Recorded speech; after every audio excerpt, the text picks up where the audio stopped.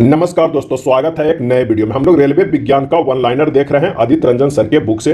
आज चैप्टर 3 में हम देखेंगे परमाणु आवर्त सारणी एवं रेडियोधर्मिता के बारे में। तो शुरू करते हैं सबसे पहले परमाणु सिद्धांत के बारे में। क्या है परमाणु सिद्धांत के बारे में?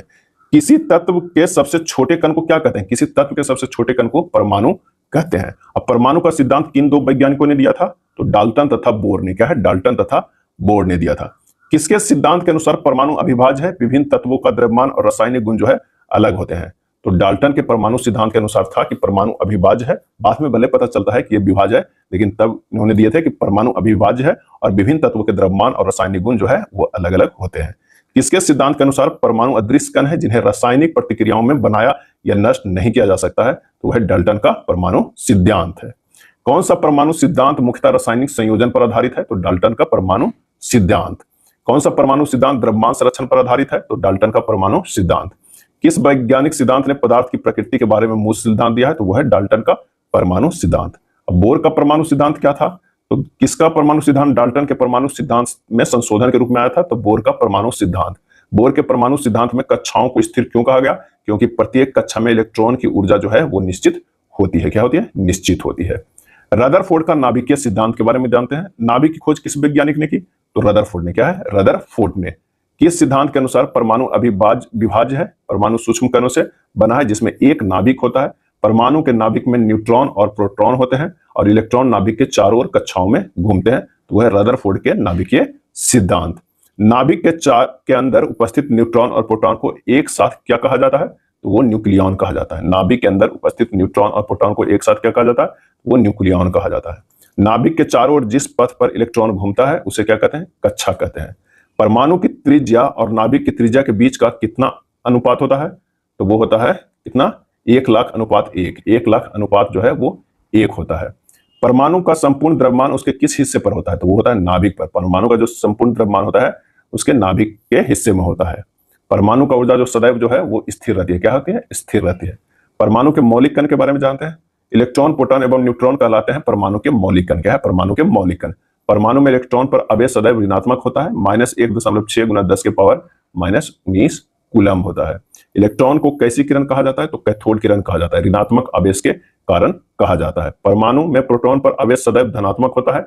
1.6 × 10⁻⁻19 कूलम होता है। प्रोटॉन को कैसी किरण कहा जाता है? प्रोटॉन को कैसी किरण कहा जाता है?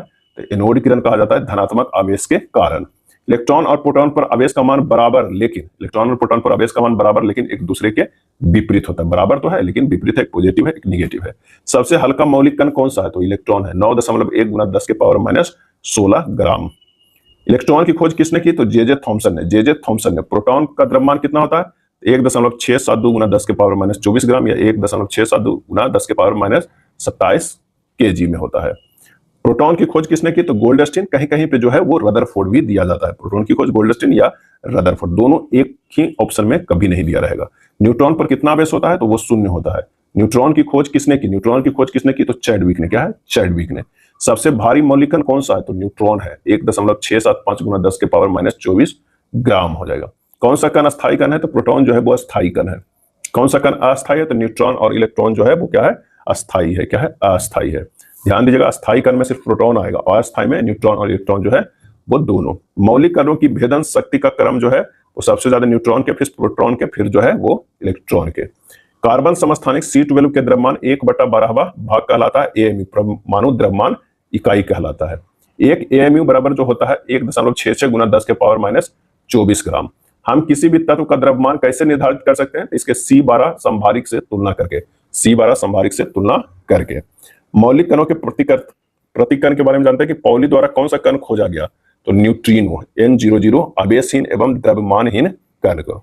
बोसॉन नामक मौलिक कण का नाम किसके नाम पर रखा गया? बोसॉन नामक मौलिक कण तो भारतीय वैज्ञानिक सत्येंद्रनाथ बोस, SN बोस के नाम पर रखा गया था बोसॉन नामक मौलिक कण।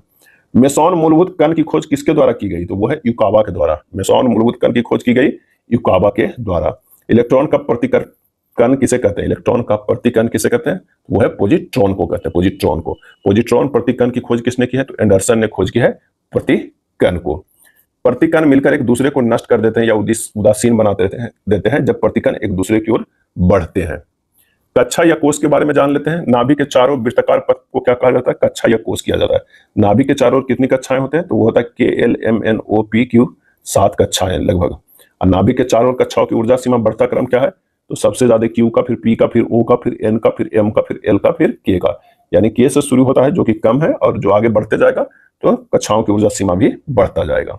हम किसी कक्षा या कोष को कैसे निरूपित करते हैं? तो N से निरूपित करते हैं। और प्रत्येक कक्षा में घूमने वाले इलेक्ट्रॉनों की अधिकतम संख्या कितनी होती है? 2n², जहां n जो है कक्षा संख्या है। यदि कोई इलेक्ट्रॉन अपनी निश्चित कक्षा में रहकर नाभिक के चारों ओर चक्कर लगा रहे हैं तो उसकी ऊर्जा में कोई परिवर्तन नहीं होता है। यदि कोई इलेक्ट्रॉन अपने नाभिक के निकट की कक्षा से दूर की कक्षा में जाना चाहता है तो वह ऊर्जा प्राप्त करेगा। यदि कोई इलेक्ट्रॉन नाभिक से दूर किसी कक्षा में उसके निकट की कक्षा में आना चाहता है तो वह ऊर्जा का क्या करेगा? त्याग करेगा। चलिए उपकक्षा के बारे में जानते हैं। प्रत्येक कक्षा की भी कई उपकक्षाएं हैं। उपकक्षों को SP, DF आदि अक्षरों से क्या किया जाता है? दर्शाया जाता है। उपकक्षा को SP, DF आदि अक्षरों से दर्शाया जाता है। कक्षक के बारे में जानते हैं। तो नाभिक के चारों ओर का वह क्षेत्र जहां अधिकतम इलेक्ट्रॉन पाए जाते हैं की संभावना व्यक्त की जाती है, कहलाता है कक्षक। और प्रत्येक कक्षा और उपकक्षा में मौजूद कक्षकों की अधिकतम संख्या जो है वो क्या होती है? निश्चित होती है। वो क्या होता है जो प्रत्येक कक्षा या उपकक्षा में मौजूद इलेक्ट्रॉनों की अधिकतम संख्या का आधा होता है? तो कक्षकों की अधिकतम संख्या।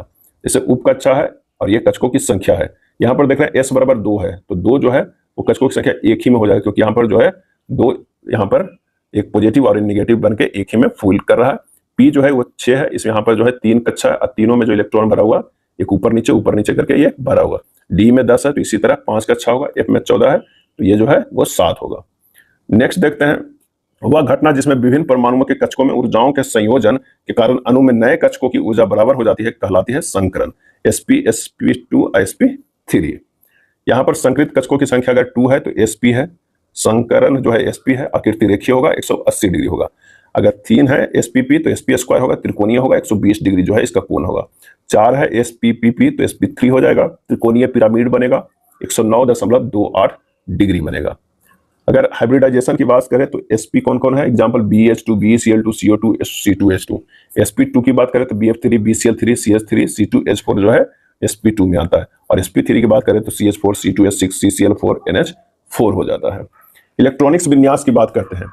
इलेक्ट्रॉन पहले कम ऊर्जा वाले कक्ष में प्रवेश करता है, फिर जो है उच्च ऊर्जा वाले कक्षों में उसी क्रम में प्रवेश करते हैं। इसको कहा जाता है इलेक्ट्रॉनिक्स विन्यास।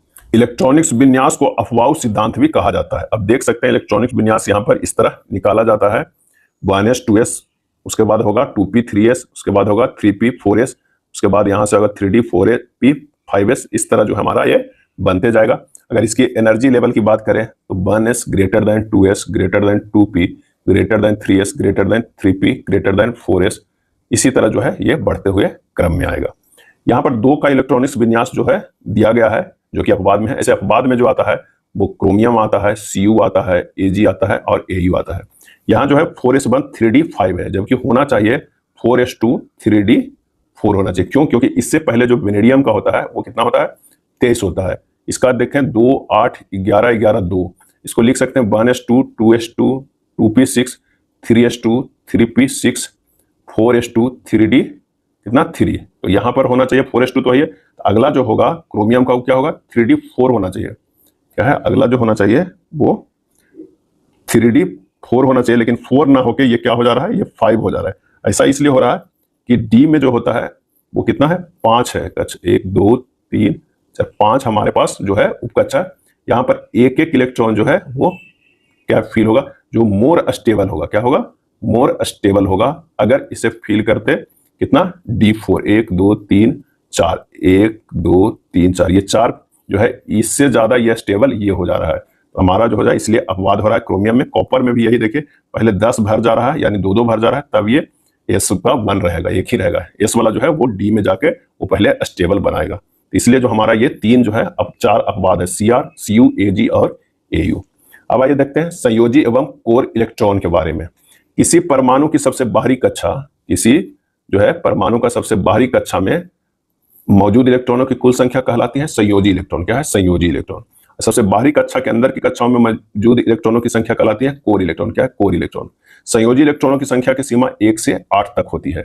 हीलियम गैस को छोड़कर अक्रिय गैसों की बाहरी कक्षा में कितने इलेक्ट्रॉन होते हैं? तो 8 इलेक्ट्रॉन होते हैं। हीलियम गैस की सबसे बाहरी कक्षा में कितने इलेक्ट्रॉन होते हैं? तो केवल 2 इलेक्ट्रॉन होते हैं। किसी भी रासायनिक प्रतिक्रिया में किस प्रकार के इलेक्ट्रॉन भाग लेते हैं? तो संयोजी इलेक्ट्रॉन जो है वो भाग लेते हैं। संयोजी इलेक्ट्रॉन में कोर इलेक्ट्रॉनों की तुलना में जो है अधिक ऊर्जा होती है, इसलिए ये भाग लेता है। किसी तत्व के परमाणु की संयोजकता निर्धारित होती है संयोजी इलेक्ट्रॉनों की संख्या में। किसी गैस को छोड़कर अक्रिय गैसों में शून्य संयोजी इलेक्ट्रॉन होते हैं, हीलियम गैस। NH3 में नाइट्रोजन की संयोजकता क्या है? तो वो है 3 है। क्या है? 3 है। अब आइए जानते हैं क्वांटम संख्या के बारे में। वह संख्या जो किसी परमाणु के नीचे कोषों की संख्या बताती है कहलाती है क्वांटम संख्या। क्या है? क्वांटम संख्या। क्वांटम संख्या कितने प्रकार की होती है? तो 4 प्रकार की होती है, N, L, M और S होती है, 4 प्रकार के। वह क्वांटम संख्या जो किसी परमाणु में कोषों या कक्षों की संख्या और उसके आकार को बताती है क्या कहलाती है? प्रमुख क्वांटम संख्या कहलाती है, N कहते हैं। वह क्वांटम संख्या जो किसी परमाणु के नीचे उपकोषों उपकक्षा की संख्या और उसके आकार को बताती है कहलाती है अजीमुथल क्वांटम संख्या, यानी L कहलाती है। अजीमुथल क्वांटम संख्या को किससे दर्शाया जाता है? तो L से। वह क्वांटम संख्या जो किसी परमाणु के नीचे कोष कक्षा या उपकोष उपकक्षा की स्थिति बताती है कहलाती है चुंबकीय क्वांटम संख्या, यानी M। क्या है? M कहलाती है। चुंबकीय क्वांटम संख्या किससे दर्शाया गया? तो M से। और वह क्वांटम संख्या जो किसी कक्षा या उपकक्षा में इलेक्ट्रॉन के स्पिन को वर्णन करती है कहलाती है स्पिन क्वांटम संख्या, S होता है। अगला है परमाणु संख्या या परमाणु क्रमांक Z के बारे में। किसी परमाणु के नाभिक में उपस्थित प्रोटॉनों की कुल संख्या उस परमाणु की परमाणु संख्या Z कहलाती है। परमाणु संख्या की खोज किसने की? तो हेनरी मोसले ने किया था। हेनरी मोसले ने। परमाणु क्रमांक सदैव 1 जो होता है वो पूर्णांक होता है। अब आते हैं परमाणु द्रव्यमान के बारे में। तो किसी परमाणु के नाभिक में मौजूद प्रोटॉन और न्यूट्रॉन की कुल संख्या का योग कहलाता है उस परमाणु का द्रव्यमान कहलाता है। यानी अगर द्रव्यमान है तो प्रोटॉन प्लस न्यूट्रॉन होगा। क्या होगा? प्रोटॉन प्लस न्यूट्रॉन होगा। या इसे कह सकते हैं क्या है? Z प्लस N होना है, यानी ये जो है परमाणु क्रमांक प्लस जो है न्यूट्रॉन की संख्या जो है बराबर हो, जोड़ देंगे तो ये हो जाएगा क्या है? परमाणु द्रव्यमान। यानी यहां से न्यूट्रॉन की संख्या निकालना है तो A माइनस Z करना होगा। अगर दिया हुआ है क्या है? N दिया हुआ है, Na यानी सोडियम, इसका Z जो होता है 11 होता है, A होता है 23 होता है, तो यहां से निकल जाएगा N बराबर कितना हो जाएगा? 23 माइनस 11 बराबर हो जाएगा क्या होगा? 12। 12 जो हमारा न्यूट्रॉन की संख्या हो जाएगा। अगला है समस्थानिक के बारे में। एक ही तत्व के उभय परमाणु जिनकी परमाणु संख्या समान लेकिन द्रव्यमान संख्या भिन्न होती है, अर्थात प्रोटॉन की संख्या समान होती है, कहलाते हैं समस्थानिक। क्या है? समस्थानिक। समस्थानिकों के परमाणु द्रव्यमान में अंतर किसके कारण होता है? तो न्यूट्रॉनों की संख्या में अंतर के कारण होता है। समस्थानिक के बीच मुख्यतः समानता होता है, प्रोटॉन की समान संख्या होती है। जीवाश्मों की आयु ज्ञात करने के लिए किसके समस्थानिकों का उपयोग किया जाता है? तो कार्बन का C14 समस्थानिकों का उपयोग किया जाता है। परमाणु रिएक्टर में ईंधन के रूप में किस तत्व का उपयोग किया जाता है? तो यूरेनियम का समस्थानिक यानी U235 का। घेघा रोग को पता लगाने के लिए किस तत्व का उपयोग किया जाता है? थायराइड ग्रंथि गतिविधि परीक्षण में तो आयोडीन के समस्थानिक I131। एनीमिया रक्ताल्पता का पता लगाने के लिए किस तत्व का उपयोग किया जाता है? तो आयरन के समस्थानिक Fe26 को। किस तत्व का उपयोग ट्यूमर को पता लगाने में किया जाता है? आर्सेनिक के समस्थानिक As74 को। कैंसर के उपचार के लिए किस तत्व का उपयोग किया जाता है? तो कोबाल्ट का एक रासायनिक समस्थानिक है, कोबाल्ट का एक समस्थानिक CO16 का। कौन से समस्थानिक गामा किरणें उत्सर्जित करती है? तो कोबाल्ट के समस्थानिक CO60 जो है वो गामा किरणें उत्सर्जित करती है। रक्त का थक्का जमने का पता लगाने के लिए किस तत्व का उपयोग किया जाता है? तो सोडियम के समस्थानिक Na24। एनीमिया एवं तपेदिक टीबी की जांच आयरन के समस्थानिक Fe59 से किया जाता है। रक्त विकारों को रोकने के लिए किस समस्थानिकों को चिकित्सीय उपयोग किया जाता है? तो फास्फोरस P32 को। ल्यूकेमिया के उपचार के लिए समस्थानिक का उपयोग फास्फोरस P32। त्वचा रोगों के उपचार हेतु प्रयुक्त रेडियो समस्थानिक रेडियो फास्फोरस P32। जीवाश्म मृत जानवरों या पौधे के आयु ज्ञात करने के लिए किसका उपयोग किया जाता है? तो कार्बन डेटिंग का किया जाता है। किस तत्व के समस्थानिक सबसे अधिक होता है? तो पोलोनियम के जो है सबसे अधिक होता है, 42 होता है। किसी नाभिक में न्यूट्रॉनों की संख्या बदलने में समस्थानिकों पर क्या प्रभाव पड़ेगा? तत्व का समस्थानिक जो है वो बदल जाएगा। किसी नाभिक में प्रोटॉनों की संख्या बदलने पर समस्थानिक पर क्या पड़ेगा? तो समस्थानिक पर कोई प्रभाव नहीं पड़ेगा। समस्थानिक का परमाणु द्रव्यमान विभिन्न होते हैं लेकिन रासायनिक गुण जो है वो क्या होते हैं? समान होते हैं। विभिन्न परमाणु जिनका परमाणु भार A समान होता है कहलाते हैं संभारिक। विभिन्न परमाणु जिनकी परमाणु संख्या Z अलग होती है किंतु परमाणु भार समान होते हैं कहलाते हैं संभारिक। किसी तरह का स्टेटमेंट पूछा जा सकता है, उसका हो सके संभारिक। समान न्यूट्रॉन वाले विभिन्न तत्वों को कहा जाता है समन्यूट्रॉनिक आइसोटोनिक। समन्यूट्रॉनिक आइसोटोनिक। समान इलेक्ट्रॉन संख्या वाले विभिन्न तत्वों को कहा जाता है सम इलेक्ट्रॉनिक। क्या है? ये होगा समन्यूट्रॉनिक या आइसोटोनिक, ये होगा सम इलेक्ट्रॉनिक। अब आइए अणु परमाणुकता के बारे में जानते हैं। किसी यौगिक का सबसे छोटा कण कहलाता है अणु। किसी यौगिक का सबसे छोटा कण कहलाता है अणु। और 2 या 2 से अधिक परमाणुओं के रासायनिक संयोजन से बनने वाले नए पदार्थ को कहते हैं अणु कहते हैं। पदार्थ का सबसे छोटा कण जो है वो अणु है। और परमाणु रासायनिक रूप से संयोजित होकर क्या बनते हैं? अणु बनते हैं। अणुओं की संख्या कभी भी ऋणात्मक नहीं हो सकती है, कभी भी ऋणात्मक नहीं हो सकती है। किसी अणु में परमाणुता की कुल संख्या कहलाती है परमाणुता। क्या कहलाती है? परमाणुता। अक्रिय gas helium, argon, neon, krypton, xenon, radon है, वो है मोनोपरमाणु अणु है। अक्रिय गैसों में परमाणुता जो होती है वो क्या होती है, तो वो परमाणुता होती है जीरो। क्या है, परमाणुता जो होती है वो जीरो होती है। यौगिक के गठन करने वाले परमाणुओं की संख्या कहलाती है, क्या कहलाती है, परमाणुता कहलाती है। यौगिक के गठन करने वाले परमाणुता की संख्या जो कहलाती है वो कहती है परमाणुता। और अक्रिय गैसों की परमाणुता जो होती है वो 1 होती है। ध्यान दीजिएगा, जीरो नहीं, कितना होती है अक्रिय गैसों की परमाणुता, वो होती है 1 होती है। उदाहरण, अगर ये यौगिक के गठन करने वाले परमाणुओं की संख्या परमाणुता जो हो जाएगा, तो ये हो जाएगा कौन कौन, NH4 के होल ट्वाइस SO4 अणु में परमाणुओं की संख्या क्या होगा, hydrogen H8, nitrogen 2, oxygen 4, sulphur 1, तब कुल परमाणु कितना हो गया, 15 हो गया। NH4 के होल ट्वाइस SO4 में जो हो जाएगा वो कितना हो जाएगा, तो ये हो जाएगा कुल परमाणु कितना, 15 हो जाएगा। क्या है, 15 हो जाएगा। अब आइए जानते हैं अवोगाद्रो संख्या के बारे में। किसी भी पदार्थ के एक मोल में परमाणु, अणुओं और आयनों की संख्या बराबर होती है, अवोगाद्रो संख्या 6.022 गुना 10 के पावर 23। कौन सी एक संख्या जो पदार्थ में मौजूद परमाणुओं की निश्चित संख्या को व्यक्त करती है, तो वो है मोल संख्या। क्या है, मोल संख्या। मोलों की संख्या होती है पदार्थों की दिया गया द्रव्यमान बटा आणविक द्रव्यमान। किसी भी गैस के एक मोल का आयतन कितना होता है, तो 22.4 लीटर। 22.4 लीटर। 22.4 लीटर में अणुओं की संख्या किसके बराबर होती है, तो अवोगाद्रो की संख्या के बराबर, 6.022 गुना 10 के पावर 23 के बराबर। मूलानुपाती सूत्र या आणविक सूत्र किसे कहते हैं, तो किसी यौगिक के अणु में मौजूद परमाणुओं के सबसे सरल अनुपात को व्यक्त करने वाले सूत्र को कहा जाता है मूलानुपाती सूत्र। किसी यौगिक के अणु में मौजूद परमाणुओं के सबसे सरल अनुपात को व्यक्त करने वाले सूत्र को कहा जाता है मूलानुपाती सूत्र। एक से अधिक यौगिकों के मूलानुपाती सूत्र जो है वो समान हो सकता है। आणविक सूत्र बराबर जो होता है n गुना मूलानुपाती सूत्र, जहां n बराबर 1, 2, 3, 4 है। n बराबर आणविक सूत्र बटा मूलानुपाती सूत्र। अगर आणविक सूत्र बेंजीन का C6H6 है तो मूलानुपाती सूत्र CH है। हाइड्रोजन पेरोक्साइड के H2O2 है तो HO है। इथेन का C2H6 तो CH3 है। H2O के H2O। अनुभार बराबर होगा 2 गुना वाष्प घनत्व। वाष्प घनत्व VD बराबर आणविक सूत्र बटा 2 होगा। नेक्स्ट देखते हैं आवर्त सारणी के बारे में। सबसे पहले देखते हैं डोबराइन टॉयड के बारे में, यानी डोबरेन के त्रिक के बारे में। डोबराइन के त्रिक की उपलब्धि क्या है, कि तत्वों के गुणों को परमाणु द्रव्यमान से जोड़ने का पहला प्रयास किया गया। समान गुण वाले तत्वों को 3 समूहों में किसने रखा, तो डोबराइन ने रखा। समान गुण वाले तत्वों को 3 समूहों में रखा डोबराइन। समान गुण वाले तत्वों को 3 समूहों में रखना कहा जाता है त्रिक या टॉयड कहा जाता है। किस नियम के अनुसार मध्य वाले परमाणु द्रव्यमान दोनों तरफ के तत्वों के द्रव्यमान का औसत होता है, तो वो त्रिक टॉयड के नियम के अनुसार होता है। क्या है, टॉयड के नियम के अनुसार होता है। क्या था इसमें कि Li प्लस K को भागा दे दीजिए 2 से, तो वो आ जाएगा Na, क्योंकि 6.39 जो हो जाएगा भागा 2 देंगे 22.95, तो 23 का जो परमाणु भार होगा किसका है, Na के बराबर है। Ca प्लस Ba के भागा 2 करेंगे तो ये Sr बनता है। क्यों, क्योंकि Ca का जो है परमाणु द्रव्यमान 40, Ba के 137.2 भागा 2 करेंगे तो 88.65 आएगा, और 88.7 जो है वो Sr का परमाणु द्रव्यमान है। प्लेटिनम उत्प्रेरक की खोज सर्वप्रथम किसने की, तो डोबराइन ने किया था प्लेटिनम उत्प्रेरक की खोज। अब प्रेडिक्ट टेबल में एक और नियम आता है न्यूलैंड्स का अष्टक नियम। अष्टक का नियम किस वैज्ञानिक ने दिया, तो न्यूलैंड्स ने। अष्टक नियम में ज्ञात तत्वों की संख्या था वो 56 था। ये कई बार प्रश्न पूछा जाता है कि अष्टक नियम में ज्ञात तत्वों की संख्या कितनी थी, तो 56 थी। किस नियम में जो है, किस नियम में तत्वों को बढ़ते परमाणु द्रव्यमान के आधार पर व्यवस्थित किया गया था, तो न्यूलैंड के अष्टक नियम में बढ़ते परमाणु द्रव्यमान के आधार पर व्यवस्थित किया गया था। किस नियम में 8वें तत्व का गुण पहले तत्व के गुण के समान था, तो न्यूलैंड के अष्टक नियम में। इसमें कहा गया था कि जो 8वें तत्व का गुण होगा पहले तत्व के गुणों के बराबर होगा। न्यूलैंड्स तालिका में हैलोजन के साथ कौन से तत्व रखे गए थे, तो CO और Na को। किसे रखा गया था, CO यानी कोबाल्ट को और निकेल को। Fe आयरन में कोबाल्ट और निकेल जैसे गुण होते हैं, लेकिन इसे दूर रखा गया था न्यूलैंड के अष्टक नियम में। न्यूलैंड्स तालिका किस तत्व से समाप्त होती थी, तो थोरियम से। न्यूलैंड्स तालिका जो है वो किस तत्व से समाप्त हो जाती थी, तो यह है थोरियम पे। यह भी कई बार प्रश्न पूछा गया है, कई बार यह पूछा गया किस पे समाप्त होती है, तो यह है थोरियम पे। अब आते हैं मेंडलीफ की आवर्त सारणी पे। परमाणु द्रव्यमान के आधार पर आवर्त सारणी का निर्माण किसने किया, मेंडलीफ ने। मेंडलीफ की आवर्त सारणी के समय ज्ञात तत्वों की संख्या कितनी थी, तो 63 थी। यह भी कई बार पूछा गया है कि मेंडलीफ की आवर्त सारणी के समय ज्ञात तत्वों की संख्या कितनी थी, 63 थी।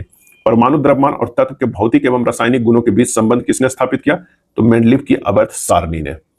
आवर्त एवं वर्गों के बारे में किसने बताया है, तो मेंडलीफ की आवर्त सारणी ने। मेंडलीफ की आवर्त सारणी के अनुसार जो है आवर्त का तत्पर क्षैतिज पंक्ति है और समूह का तत्पर जो है वो क्या है, शीर्ष स्तंभ है। जब अक्रिय गैस की खोज हुई तो इसे आवर्त सारणी के किस ओर रखा गया था, तो बाईं ओर रखा गया था। मेंडलीफ की आवर्त सारणी में किस तत्व को निश्चित स्थान नहीं दिया गया था, तो हाइड्रोजन को जो है निश्चित स्थान नहीं दिया था। कुछ स्थानों पर अधिक द्रव्यमान वाले तत्व पहले पाए गए और कम द्रव्यमान वाले तत्व बाद में। यह क्या है, तो वह यह मेंडलीफ की आवर्त सारणी के जो अवगुण था। अवगुण था क्योंकि कम द्रव्यमान वाले तत्व बाद में पाए गए और ज्यादा द्रव्यमान वाले पहले पाए गए। मेंडलीफ ने अपना असमान गुणों वाले तत्वों को एक समूह में रखा। मेंडलीफ की आवर्त सारणी का ये अवगुण था। उसके बाद आया आधुनिक आवर्त सारणी, जिसे दिया मोसले ने, यानी मोसले की आधुनिक आवर्त सारणी। आधुनिक आवर्त सारणी का निर्माण किसने किया? मोसले ने किया। आधुनिक आवर्त सारणी किस पद्धति पर आधारित है? तत्वों की बढ़ती परमाणु संख्या पर आधारित है। आधुनिक आवर्त सारणी किस पद्धति पर? तो नाभिक में आवेशों की बढ़ती संख्या पर है। आधुनिक आवर्त सारणी में आवर्तों की संख्या कितनी है? तो 7 आवर्त है और 18 वर्ग है। किसी आवर्त में तत्वों की संख्या कैसे रखी जाती है? क्रमागत परमाणु क्रमांक के आधार पर। आवर्त सारणी में वर्गों की संख्या कितनी है? 18 है। आधुनिक आवर्त सारणी में ब्लॉकों की संख्या कितनी है? तो 4 ब्लॉक है। कितनी? तो उसमें जो है वो 4 ब्लॉक है। ब्लॉकों को वर्गीकरण किस आधार पर आधारित है? तो इलेक्ट्रॉनिक्स विन्यास पे। यहाँ जो है ये पीरियडिक टेबल यहाँ बना हुआ है, देख सकते हैं। यहाँ जो है इसे याद कर सकते हैं, हेलेना कब्र से फरार, इसे याद कर सकते हैं, बेर महगी कर सरकार बहुत रोई, और इसे बाबू अली गया इंडिया थैला लेकर, ये कर सकते हैं काशी जैसन पायल, ये नाना पापा ऐसा सब बीमार पे याद कर सकते हैं, और इसे याद कर सकते हैं ओसे से टेप्पो करके, और ये तो जो है सबको याद होता है फ्लोरीन क्लोरीन ब्रोमीन आयोडीन, ये सब का है। और अक्रिय गैस जो है helium neon argon krypton xenon radon है। और यहाँ पर जो देख रहे हैं ये डी ब्लॉक का एलिमेंट है। क्या है? ये डी ब्लॉक का एलिमेंट है। और ये जो होता है वो एस ब्लॉक का, और ये जो होता है वो पी ब्लॉक का। क्या है? पी ब्लॉक का। और जो ये हमारे पास आता है वो होता है एफ ब्लॉक का। क्या है? एफ ब्लॉक का जो है, इसमें लेंथेनाइड और एक्टिनाइड सीरीज होता है, एफ ब्लॉक में आता है। अगला देखते हैं एस ब्लॉक के बारे में जानते हैं। इलेक्ट्रॉनिक्स विन्यास जो होता है NS1 या NS2 होता है। और अगर एस ब्लॉक का अंतिम तत्व किस उपकोष में जाता है? एस उपकोष में जाता है। समूह 1 किस प्रकार के तत्व मौजूद है? तो क्षारीय धातु तत्व मौजूद है। समूह 2A जो है किस प्रकार के तत्व मौजूद है? तो क्षारीय मृदा धातु है। अगर पी ब्लॉक की बात करते हैं तो इलेक्ट्रॉनिक्स विन्यास NS2 NP1 से 6 जाता है। पी ब्लॉक अंतिम इलेक्ट्रॉन किस उपकोष में जाता है? तो पी उपकोष में जाता है। पी ब्लॉक में कितने वर्ग हैं? तो 6 वर्ग है। वर्ग 6 से वर्ग जो है वो 13 तक है। डी ब्लॉक की बात करते हैं तो अंतिम इलेक्ट्रॉन किस उपकोष में जाता है? तो डी उपकोष में जाता है। डी ब्लॉक के सभी तत्व कहलाते हैं धातु, और डी ब्लॉक तत्वों को और कहा जाता है संक्रमण तत्व। क्या है? संक्रमण तत्व कहा जाता है। एफ ब्लॉक की अगर हम बात करते हैं तो कौन से तत्वों को आंतरिक संक्रमण तत्व भी कहा जाता है? एफ ब्लॉक को। एफ ब्लॉक तत्वों को विभाजित किया गया है लेंथेनाइड और एक्टिनाइड में। लेंथेनाइड श्रृंखला में कितने तत्व मौजूद हैं? तो 15 है। एक्टिनाइड श्रृंखला में कितने तत्व मौजूद हैं? तो 14 है। लेंथेनाइड में 15, एक्टिनाइड में 14। रेडियोधर्मी तत्व किस श्रृंखला में उपस्थित होते हैं? तो लेंथेनाइड श्रृंखला में। अगर समूह 1A की बात किया जाए तो एस ब्लॉक के समूह 1A में केवल अधातु मौजूद है, हाइड्रोजन। समूह जो है वो क्या है? 1A को और क्या कहा जाता है? तो क्षार धातु समूह कहा जाता है। समूह 1A के तत्वों को मिट्टी के तेल में क्यों डुबाकर रखा जाता है? क्योंकि इस समूह के तत्व अतिक्रियाशील होते हैं, जो खुले वातावरण में हवा और पानी से जो है अभिक्रिया करते हैं। अब आते हैं हाइड्रोजन के बारे में। यह अधातु है, इसमें जो है न्यूट्रॉन नहीं होते हैं। क्या होते हैं? न्यूट्रॉन नहीं होते हैं, वो है हाइड्रोजन। यह कौन सा धातु है जिसमें न्यूट्रॉन नहीं होते हैं? तो हाइड्रोजन। कौन सी सबसे हल्की गैस है? तो हाइड्रोजन, H2। हाइड्रोजन का इलेक्ट्रॉनिक विन्यास किसके समान है? तो क्षार धातुओं के समान है। कौन सा धातु सबसे हल्की होती है? तो Li लिथियम। किस तत्व के चाकू से काटा जा सकता है? तो सोडियम Na। उच्च बसीय अम्ल का सोडियम लवण क्या होता है? साबुन या डिटर्जेंट होता है। जब साबुन डिटर्जेंट आदि को पानी में घोला जाता है तो इससे पानी का सतही तनाव कम हो जाता है, जिससे कपड़े आसानी से साफ हो जाते हैं। सफाई और कपड़े धोने के लिए किसका उपयोग किया जाता है? तो कठोर साबुन का किया जाता है। जो मुख्यतः तेल, पशु बसा, नारियल तेल आदि से बनता है, कठोर साबुन है। सौंदर्य प्रसाधनों एवं शेविंग साबुन के रूप में कौन से साबुन का उपयोग किया जाता है? तो मृदु साबुन का किया जाता है। साबुन झाग नहीं बनाता है, कठोर जल D2O में। डिटर्जेंट आसानी से झाग बनाता है, कठोर जल D2O में। बसा युक्त अम्ल, कार्बोक्जिलिक अम्ल के सोडियम लवण को क्या कहते हैं? तो कोमल साबुन कहते हैं। बसा युक्त अम्ल, कार्बोक्जिलिक अम्ल के पोटेशियम लवण को क्या कहते हैं? कठोर साबुन कहते हैं। साबुन के कौन कौन से जो है वो भाग हैं? तो हाइड्रोफिलिक, सीर और हाइड्रोफोबिक पूंछ। साबुन के कौन कौन से भाग है? हाइड्रोफिलिक और हाइड्रोफोबिक। कौन सी धातु हथेली पर रखने पर पिघल जाती है? तो पोटेशियम को अगर हथेली पर रखेगा तो वो पिघल जाएगा। पोटेशियम किसका एक घटक है? तो गन पाउडर का, KNO3 का। समूह सेकेंड ए के बारे में जानते हैं कि क्षारीय मृदा धातु किस समूह के तत्वों को कहते हैं? तो समूह सेकेंड ए को। धातुओं के किस समूह का सिक्का धातु समूह भी कहा जाता है? तो क्षारीय पृथ्वी धातु को।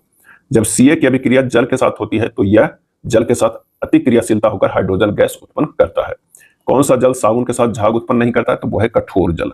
कौन सा जल पीने का जल नहीं है? तो वो है कठोर जल। कौन सी कठोरता Ca तथा Mg के कार्बोनेट और बाइकार्बोनेट के कारण होती है? तो वो है अस्थायी कठोरता। Ca तथा Mg के बाइकार्बोनेट होगा CaSO3 के होल ट्वाइस, MgSO3 के होल ट्वाइस। अस्थायी कठोरता को दूर करने के लिए किस विधि का प्रयोग किया जाता है? तो बाष्पीकरण विधि का प्रयोग किया जाता है। कौन सी कठोरता कैल्शियम और मैग्नीशियम के क्लोराइड तथा सल्फेट के कारण होती है? तो वो है अस्थायी कठोरता। अस्थायी कठोरता को दूर करने के लिए किस विधि का प्रयोग किया जाता है? तो आसवन विधि का। क्या है? आसवन विधि का।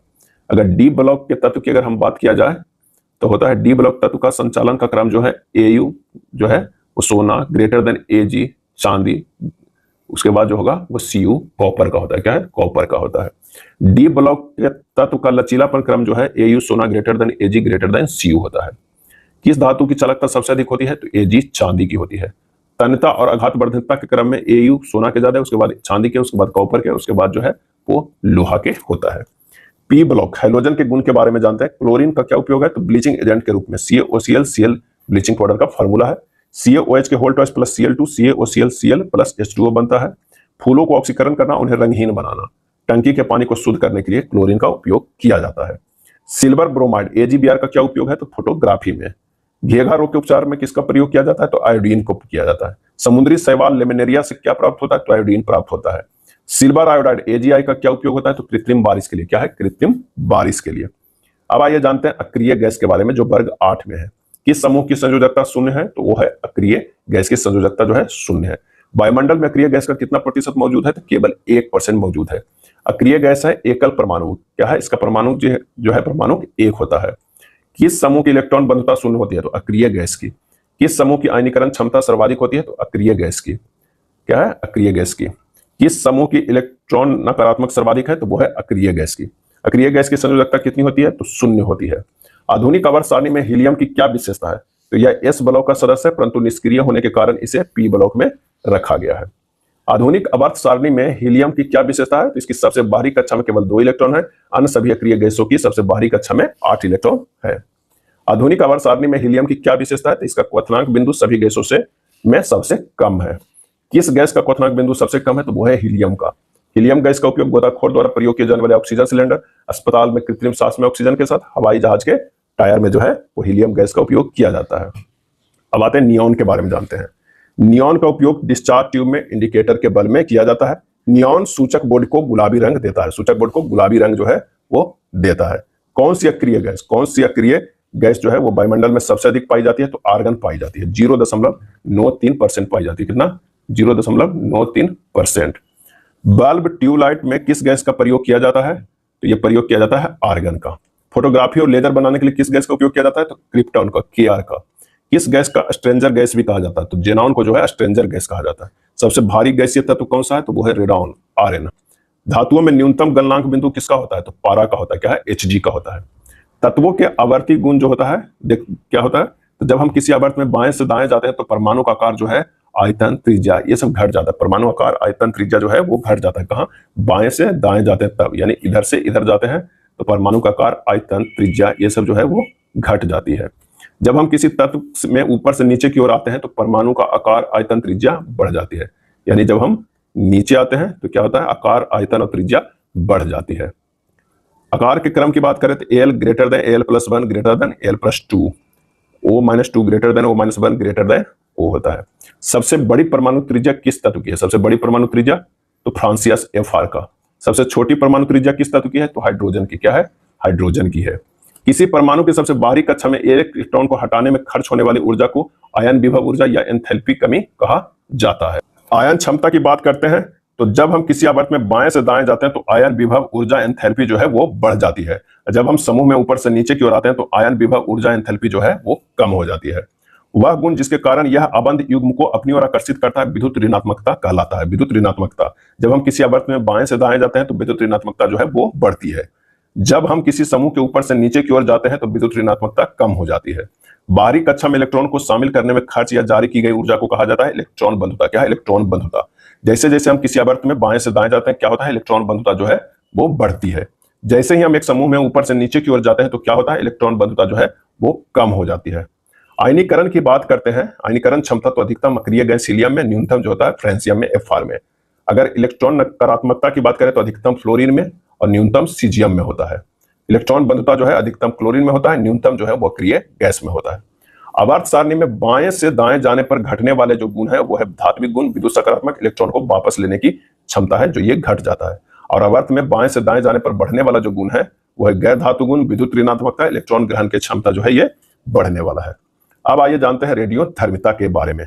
वे तत्व जिनकी परमाणु संख्या 82 से अधिक है तथा ऐसे तत्वों के नाभिक स्थिर नहीं रहते हैं तथा स्थिरता प्राप्त करने के लिए वे लगातार किरणें उत्सर्जित करते रहते हैं, ऐसे तत्वों को कहा जाता है रेडियोधर्मी तत्व। क्या कहा जाता है? रेडियोधर्मी तत्व। तत्वों एवं किरणों का निरंतर प्रसंस्करण करना कहलाता है रेडियोधर्मिता कहलाता है। रेडियोधर्मिता की खोज वैज्ञानिक किया था हेनरी बेकरेल ने। क्या है? हेनरी बेकरेल ने रेडियोधर्मिता की खोज किया था। रेडियोधर्मिता की इकाई क्या है? तो वो है बैकरेल। क्या है? बैकरेल। प्राकृतिक रेडियोधर्मी पदार्थ के उदाहरण है uranium, you, thorium, T, polonium, PO और रेडियम जो है वो आर्य, ये सब प्राकृतिक रेडियोधर्मी पदार्थ है। रेडियम और पोलोनियम रेडियोधर्मी तत्व की खोज मैडम क्यूरी और उसके पति सर पीरे क्यूरी ने की है। मैडम क्यूरी और उसके पति सर पीरे क्यूरी को नोबेल पुरस्कार कब दिया गया था? तो 1903 में किया गया था। मैडम क्यूरी के फैमिली में 5 लोगों को नोबेल पुरस्कार मिला है। कितने लोगों को मिला है? 5 लोगों को मिला है। कृत्रिम रेडियोधर्मिता की खोज किसने की? तो मैडम क्यूरी की बेटी आयरी क्यूरी और उनके पति जो है एफ जूलियट ने की थी। क्या थे? मैडम क्यूरी की बेटी आयरी क्यूरी और उनके पति एफ जूलियट ने की थी। रेडियोधर्मी विकिरण को मापने के लिए किस उपकरण का उपयोग किया जाता है? तो Geiger Muller counter. Geiger Muller counter. रेडियोधर्मी पदार्थ अतः सभी विकिरण उत्सर्जित करने के बाद सीसा पीवी 282 में बदल जाते हैं। रेडियोधर्मी नाभिक अस्थायी क्यों होते हैं? तो इनके अंदर जो है न्यूट्रॉन की संख्या अधिक होती है। रेडियोधर्मिता की एसआई इकाई क्या होता है? बेकरेल होता है। बेकरेल। 1 क्यूरी बराबर 3.7 गुना 10 के पावर 10 विघटन पर सेकंड। 1 क्यूरी बराबर 3.7 गुना 10 के पावर 10 विघटन पर सेकंड। 1 रदरफोर्ड बराबर होता है 10 विघटन पर सेकंड। 1 रदरफोर्ड बराबर 10 विघटन पर सेकंड। 1 बेकरेल बराबर 1 विघटन जो है वो पर सेकंड होता है। अगर अल्फा कणों के आविष्कार कौन है? अल्फा कणों के आविष्कारक कौन है? तो हेनरी बेकरेल है। अल्फा कण है क्या है? एक धनावेशित किरण है। अल्फा कण पर कितना धनात्मक आवेश मौजूद होता है? तो धनात्मक आवेश की 2 इकाइयां मौजूद होता है। अल्फा कण का द्रव्यमान कितना होता है? हाइड्रोजन के द्रव्यमान का 4 गुना होता है। अल्फा कण कैथोड की ओर क्यों विचलित हो जाता है? क्योंकि धनावेशित होने के कारण। अल्फा कण का वेग कितना होता है? प्रकाश की गति का 1/10वां भाग होता है। 1/10वां भाग। बीटा कण की खोज किसने की थी? रदरफोर्ड ने। बीटा कण की खोज रदरफोर्ड ने की थी। बीटा कण जो है पर किस प्रकार का आवेश उपस्थित होता है? तो ऋणात्मक। बीटा कण पर कितना ऋणात्मक आवेश मौजूद होता है? 1 इकाई ऋणात्मक आवेश होता है। बीटा कण का द्रव्यमान कितना होता है? हाइड्रोजन के द्रव्यमान के 1/3 होता है। बीटा कण के उत्सर्जन को क्या कहते हैं? इलेक्ट्रॉन का प्रवाह कहते हैं। बीटा कण को कैथोड किरण भी कहा जाता है। कैथोड किरण भी कहा जाता है। बीटा कण का वेग क्या होता है? प्रकाश की गति का 1/10वां भाग होता है। गामा किरण की खोज किसने की? तो बिलार्ड ने की। क्या है? बिलार्ड ने। गामा किरण की खोज बिलार्ड ने। गामा किरण भी एक बहुत कम तरंग दैर्ध्य वाली विद्युत चुंबकीय तरंग होती है। गामा किरणों पर आवेश कितना होता है? तो यह उदासीन होता है। इस पर कोई आवेश जो है नहीं होता है। गामा किरण का वेग कितना होता है? प्रकाश के वेग के बराबर होता है। गामा किरणों को फोटोग्राफिक प्लेटों पर क्या प्रभाव पड़ता है? तो फोटोग्राफिक प्लेटों पर इनका प्रभाव सबसे कम होता है। गामा किरणें पर विद्युत क्षेत्र का क्या प्रभाव पड़ता है? इस पर कोई प्रभाव नहीं पड़ता है। गामा किरणें की प्रकृति कैसी होती है? तो अनुप्रस्थ तरंग की तरह होती है। गामा किरणें की प्रकृति जो है अनुप्रस्थ तरंग की होती है। ये देखिए काफी इंपॉर्टेंट है। आवृत्ति का क्रम है जो gamma greater than beta greater than alpha होता है। अगर बात करते हैं ऊर्जा के क्रम तो gamma greater than beta greater than alpha होता है। आयनीकरण संभावित सीमा का क्रम alpha greater than beta greater than gamma होता है। भेदन शक्ति alpha greater than beta greater than gamma होता है। फोटोग्राफी प्लेट को प्रभाव का क्रम alpha greater than beta greater than gamma होता है। तो ये हमारा सब कुछ जो है एक जगह लिखा हुआ है। यहाँ पर भेदन शक्ति का क्रम जो दिया है alpha greater than beta greater than gamma, ये गलत दिया हुआ है। ये गामा की भेदन क्षमता ज्यादा होता है, उसके बाद बीटा का होता है, उसके बाद अल्फा का होता है। तो ये ध्यान रखिएगा, भेदन शक्ति जो है सबसे ज्यादा अल्फा का होता है। किसका होता है? गामा का होता है। सबसे ज्यादा जो भेदन क्षमता होता है वो गामा का है। समूह विस्थापन नियम किसके द्वारा दिया गया है? तो प्रोफेसर सैंडी और फैजान के द्वारा दिया गया है। जब एक रेडियोधर्मी पदार्थ की किरण अल्फा उत्सर्जित होती है तब परमाणु संख्या में 2 से घट जाती है, परमाणु द्रव्यमान 4 से घट जाती है। आवर्त सारणी में परिणामी तत्व मूल तत्व से 2 श्रेणियां जो है पीछे चला जाता है। और ये होता है अल्फा कण के क्षय के बाद लेड पीबी का निर्माण होता है। देखिए ये 84 से 82 आ गया, ये 2014 से कितना आ गया? 210, 214 से 210 हो गया। यानी यहाँ पर जो हम देख रहे हैं कि वो घट रहा है, ये -2 और ये 1 है और ये हो जाएगा -4, इससे ये घट रहा है। तो आंसर हमारा हो जाएगा पीओ से पीबी। जब किसी रेडियोधर्मी पदार्थ में बीटा कण उत्सर्जित होता है तो परमाणु क्रमांक 1 बढ़ जाता है, परमाणु द्रव्यमान जो है अपरिवर्तित रहता है। आवर्त सारणी में परिणामी तत्व मूल तत्व से एक समूह आगे क्यों चला जाएगा? जब एक रेडियो सक्रिय पदार्थ से बीटा किरण उत्सर्जित होगा। अब यहाँ देखिए 6-14 से ये हो गया 7-14 हो गया, यानी एक जो है वो आगे चला जाता है बीटा किरण से निकलने के कारण। यदि किसी रेडियोधर्मी पदार्थ से एक अल्फा किरण या 2 बीटा किरणें उत्सर्जित होती है तो समस्थानिक हमें प्राप्त होता है। एक अल्फा किरण या 2 बीटा किरणें उत्सर्जित होते हैं तो समस्थानिक प्राप्त होते हैं। चलिए उदाहरण भी क्या आप देख सकते हैं। कि C235 जो है उससे एक अल्फा निकल रहा है, X 231 हो गया है और -2 बीटा होगा तो गामा 231, तो 92 तो सेम आ गया, यानी हमारा जो है परमाणु क्रमांक जो है वो सेम है, परमाणु द्रव्यमान जो है वो क्या है, भिन्न है, तो हमारा हो जाएगा समस्थानिक। क्या है, समस्थानिक हो जाएगा। रेडियोधर्मी पदार्थ का अर्ध जीवन यानी हाफ लाइफ के बारे में जानते हैं। किसी रेडियोधर्मी पदार्थ को अपने द्रव्यमान का आधा होने में लगने वाले समय को कहा जाता है अर्ध जीवन। अगर मान लिया कि कोई एक भाग है, इसे आधा होने में लगेगा, उसी को कहते हैं हाफ लाइफ। क्या है, हाफ लाइफ कहते हैं, अर्ध जीवन कहते हैं। अर्ध जीवन किस पर निर्भर नहीं करता है, रेडियोधर्मी पदार्थ का प्रारंभिक द्रव्यमान पर। यह द्रव्यमान पर निर्भर नहीं करता है। अर्ध जीवन किस पर निर्भर नहीं करता है, तो तापमान पर भी नहीं करता है। किन पदार्थों में उत्तेजित करने का गुण होता है, तो रेडियोधर्मी पदार्थ में होता है। किन पदार्थों से प्रभावित फोटोफिल्म प्रभावित होता है, तो रेडियोधर्मी पदार्थ से।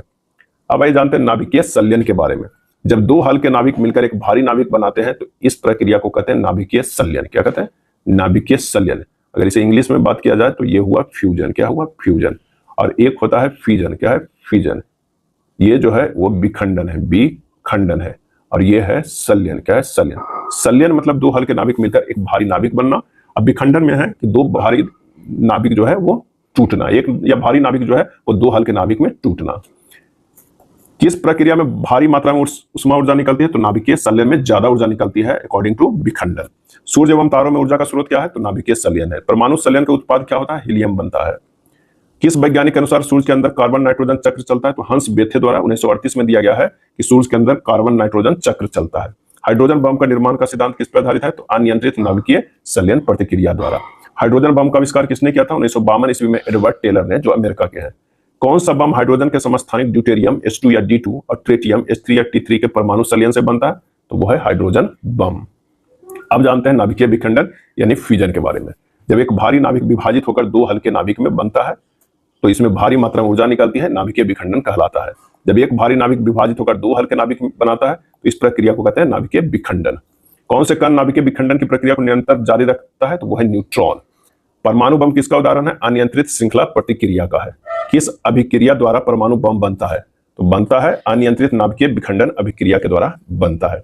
नाभिकीय विखंडन के सिद्धांत पर बने विस्फोट को क्या कहा जाता है, तो परमाणु बम कहा जाता है। परमाणु बम बनाने के लिए क्या आवश्यक है, तो यूरेनियम 235 और प्लूटोनियम 249।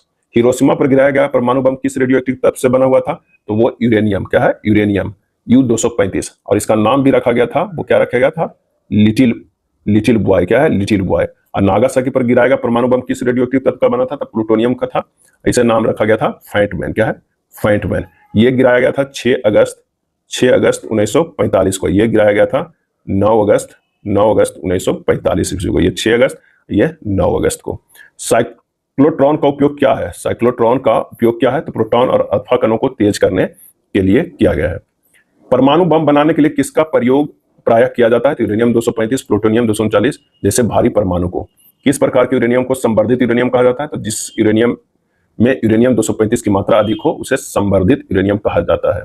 यूरेनियम 235 के नाभिक का विखंडन कैसे होता है, तो धीमे न्यूट्रॉन के टकराव के कारण होता है। यूरेनियम 238 का नाभिक धीमे रेडियो न्यूट्रॉन द्वारा विखंडित नहीं किया जा सकता है। परमाणु बम बनाने के लिए यूरेनियम 238 की तुलना में यूरेनियम 235 अधिक उपयोगी क्यों है, क्योंकि यूरेनियम 238 धीमी गति के रेडियो न्यूट्रॉन द्वारा विखंडन नहीं हो सकता है। एक अच्छे शीतलक का आवश्यक गुण क्या है, इसमें न्यूट्रॉन को अवशोषित करने की क्षमता कम होनी चाहिए। प्रकृति में यूरेनियम 235 की मात्रा बहुत कम है, अतः यूरेनियम 235 का निर्माण यूरेनियम के विखंडन से होता है। जब यूरेनियम 235 की मात्रा कृत्रिम रूप से बढ़ाई जाती है तो इसे संवर्धित यूरेनियम कहा जाता है। यूरेनियम 235 के नाभिक का विखंडन में कितने द्रव्यमान की क्षति होती है, तो 0.124 AMU द्रव्यमान की। एटॉमिक मास यूनिट है AMU का पूरा नाम। किस प्रकार के बम से जीव जंतु और मनुष्य नष्ट हो जाते हैं लेकिन इमारतों को कोई नुकसान नहीं होता है, तो वो है न्यूट्रॉन बम। न्यूट्रॉन बम से जो है वो जीव जंतु मनुष्य नष्ट हो जाएगा लेकिन इमारत को कोई नुकसान नहीं होगा। न्यूट्रॉन बम का निर्माण किस वर्ष हुआ था, तो 1977 ईस्वी में हुआ था। हाइड्रोजन बम परमाणु बम से कितने गुना शक्तिशाली है, तो 1000 गुना शक्तिशाली है। यूरेनियम 235 का उपयोग परमाणु रिएक्टर में ईंधन के रूप में क्यों किया जाता है, क्योंकि यह विभाजित हो जाता है। अब आते हैं परमाणु रिएक्टर के बारे में। परमाणु रिएक्टर के आविष्कारक कौन थे, तो एनरिको फर्मी। क्या है, एनरिको फर्मी। परमाणु रिएक्टर की स्थापना क्यों की गई, तो नियंत्रित नाभिकीय संलयन अभिक्रियाओं के लिए की गई। परमाणु रिएक्टर का क्या उपयोग है, तो इसका उपयोग परमाणु ऊर्जा को उष्मा में बदलने के लिए किया जाता है, विद्युत ऊर्जा का उत्पादन करने के लिए। परमाणु रिएक्टर में मॉडरेटर मंदक के रूप में किस यौगिक का उपयोग किया जाता है, तो D2O और ग्रेफाइट का उपयोग किया जाता है। परमाणु रिएक्टर में मॉडरेट मंदक का क्या कार्य है? न्यूट्रॉन की गति को कम करना। ये सब कई बार एग्जाम में पूछा जाता है कि मंदक के रूप में किसे उपयोग किया जाता है, क्या कार्य है। बोरोन और कैडियम को क्या कहा जाता है? तो नियंत्रित छड़े कहा जाता है। कंट्रोल रॉड, नियंत्रित छड़ों का क्या उपयोग है? ये न्यूट्रॉन को अवशोषित करता है। एक न्यूट्रॉन की गति को कम करता है मॉडरेटर, और ये न्यूट्रॉन को अवशोषित करता है। जो 3 हमारे पास न्यूट्रॉन निकलता है, जब टकराने के बाद दिया जाता है न्यूट्रॉन, तो यहाँ से 3 न्यूट्रॉन बाहर निकलता है और 2 न्यूट्रॉन को अवशोषित कर लिया जाता है नियंत्रित छड़ के द्वारा। एक जो न्यूट्रॉन है फिर से यूरेनियम 235 पे टकराता है, तब इससे फिर से 3 न्यूट्रॉन निकलता है। इसी तरह ये बार बार प्रोसेस चलता है, 2 को फिर से इसे नियंत्रित कर लिया जाता है। इसलिए इसे परमाणु बम जो होता है अनियंत्रित होता है, लेकिन रिएक्टर में जो परमाणु रिएक्टर होता है वो नियंत्रित होता है। नाभिकीय रिएक्टर में जर्कोनियम जेडर का उपयोग अनिवार्य रूप से क्यों किया जाता है? क्योंकि यह न्यूट्रॉन को अवशोषित करता है। सोडियम और पोटेशियम की तरल मिश्र धातु शीतलक के रूप में कार्य करती है। एक अच्छे शीतलक का आवश्यक गुण क्या है? कि इसमें न्यूट्रॉन को अवशोषित करने की क्षमता जो है वो कम होनी चाहिए। वह परमाणु रिएक्टर जिनकी सहायता से अधिक विखंडन योग्य पदार्थ का उत्पादन किया जाता है कहलाता है ब्रीडर रिएक्टर। क्या है ब्रीडर रिएक्टर? परमाणु बलों का सिद्धांत किसने प्रतिपादित किया था? तो हिदेकी युकावा ने। परमाणु बम के आविष्कारक कौन थे? Robert Oppenheimer. और परमाणु बलों के सिद्धांत प्रतिपादित किया था हिदेकी युकावा ने। भारत में परमाणु बम के विकास का मुख्य वास्तुकार कौन था? तो डॉक्टर राजा रमन्ना। पहली भारतीय परमाणु रिएक्टर कौन है? तो अप्सरा है, जो 4 अगस्त 1956 में स्थापित हुआ था। किसके द्वारा? तो यूएसए के द्वारा। ईंधन के रूप में थोरियम का उपयोग करने वाला विश्व का पहला रिएक्टर कौन सा है? तो वो है कामनी, जिसकी क्षमता जो है 300 किलो वाट है। जिन परमाणु रिएक्टरों का उपयोग ऊर्जा उत्पादन में अनुसंधान उद्देश्यों के लिए किया जाता है उन्हें क्या कहा जाता है? शून्य शक्ति रिएक्टर। क्या है? शून्य शक्ति रिएक्टर। अब आइए इससे जुड़े प्रमुख एमसीक्यू देख लेते हैं।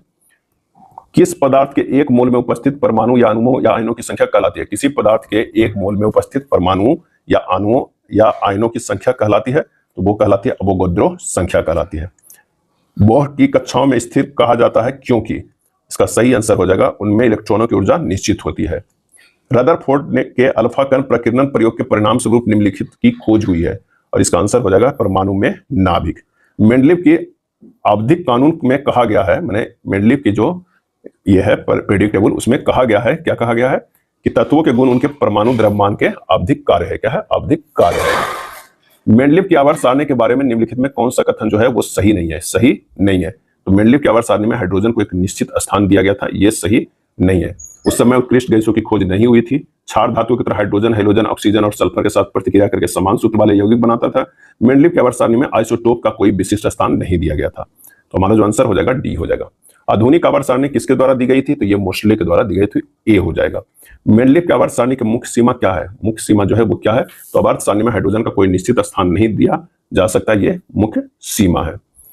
न्यूलैंड का अष्टक नियम किनके साथ अच्छा काम करता है? न्यूलैंड का अष्टक नियम, तो इसका आंसर हो जाएगा ऑप्शन बी, केवल हल्के तत्व के साथ जो है अच्छा काम करता है। न्यूलैंड द्वारा किन 2 तत्वों को एक ही खांचे में रखा गया था? इसका सही जवाब हो जाएगा वो है कोबाल्ट और निकेल को। जैसे ही हम आवर्त सारणी के एक समूह में नीचे जाते हैं, इलेक्ट्रॉन बंधुता जो हो जाएगा वो क्या हो जाएगा? तो वो हो जाएगा घट जाती है। आधुनिक आवर्त सारणी में किसी आवर्त में चलते समय परमाणु संख्या की प्रवृत्ति क्या है? और इसका सही आंसर हो जाएगा वो हो जाएगा डी, परमाणु क्रमांक 1 इकाई बढ़ जाता है। अगला प्रश्न है कि निम्नलिखित में से कौन द्विपरमाणिक है? द्विपरमाणिक, तो ये एक परमाणु, ये एक है, ये एक है, तो ये जो है CH4 होता है, इसमें 2 है, तो आंसर हो जाएगा सी। एक परमाणु की द्रव्यमान संख्या 23 है, तो परमाणु संख्या 11 है, तो प्रोटॉन की संख्या कितनी होगी? तो जितना परमाणु संख्या होगी उतना ही प्रोटॉन की संख्या होगी, तो आंसर हो जाएगा 11, 13 के ए हो जाएगा। सबसे बाहरी कक्षा में समायोजित किए जा सकने वाले इलेक्ट्रॉनों की अधिकतम संख्या जो होगी वो कौन सा होगा? तो वो होगा 8 होगा। निम्नलिखित में कौन बैलेंस इलेक्ट्रॉनों की अधिकतम संख्या प्रदर्शित करता है? आंसर हो जाएगा वो हो जाएगा पी। क्या है? पी। उन बुनियादी आवश्यकताओं की पहचान करें जिन्होंने वैज्ञानिकों को तत्वों के वर्गीकरण की ओर प्रेरित किया है। तो ये हो जाएगा तत्वों के विभिन्न गुणों में कुछ पैटर्न की पहचान, आंसर हो जाएगा बी। आधुनिक आवर्त सारणी में परमाणु आकार समूह में नीचे की ओर बढ़ता है क्योंकि? आंसर हो जाएगा कोषों की संख्या बढ़ती है। सही क्रम को पहचानिए। ABCDE क्रमशः समूह 15, 16, 17 आवर्त सारणी की पंक्तियां 1 से 4 की उपस्थिति में तत्वों की परमाणु संख्या है, जैसा कि नीचे दिए गए चित्र में दर्शाया गया है। इसका जो सही आंसर हो जाएगा D greater than B greater than E greater than C greater than A हो जाएगा। डोब्राइन के ट्रॉयड्स में तत्वों को किस प्रकार लिखा गया था? इसका सही जो आंसर हो जाएगा वो हुआ बढ़ते परमाणु द्रव्यमान के साथ समूह में नीचे लिखा गया था। भारत ने अपने पहले परमाणु उपकरण का परीक्षण कहाँ किया था? इसका सही आंसर हो जाएगा 20 के बी हो जाएगा। क्या हो जाएगा? 20 के बी हो जाएगा। और ये स्माइलिंग बुद्धा जो है, स्माइलिंग बुद्धा कोड रखा गया था पहले परमाणु परीक्षण का।